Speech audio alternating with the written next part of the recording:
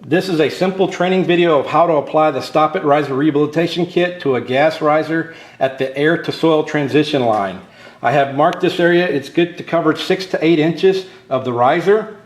As far as surface prep goes, all you need is a wire brush to knock off any of the loose scale or debris that may be on the riser. Once you've done that, you can open up the kit.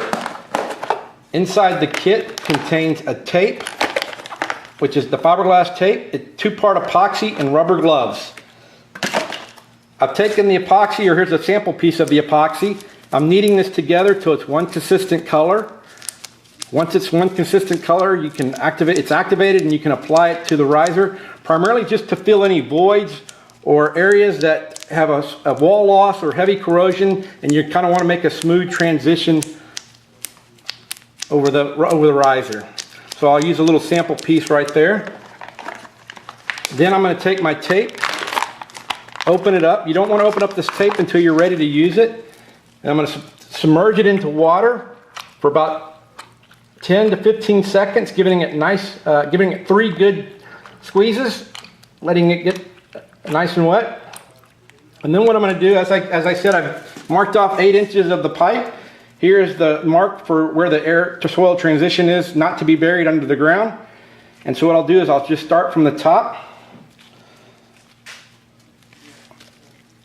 make 2 wraps, and then just do a 50% overlay as you work down the riser, pulling tightly as you wrap, which is going to force the urethane to expand through the layers of the tape till you get to the bottom of your marking, and then just continue working your way back up the riser. Again, you have to work fairly quickly, pulling tight, forcing the resin again to penetrate through the tape, and you keep doing this until you get to the very end of the roll.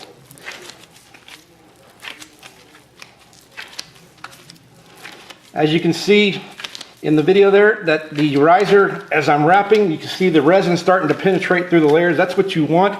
You want the resin to start kind of foaming and oozing out of the material as you're wrapping and pulling tightly. And keep doing this until you get to the very end of the tape.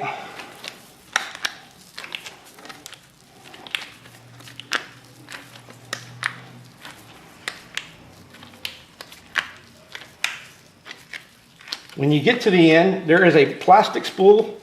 Simply remove the plastic spool. The tape is kind of flapped under. Just pull it out.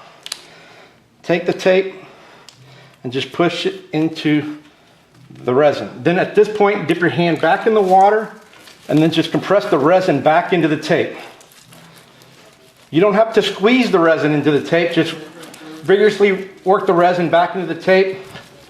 And as if the resin starts to stick to your gloves, you can dip your hand in the water as often as you need to. And just keep working the resin back into the tape until you don't see it foaming up or foaming through the resin. And as it starts to set up,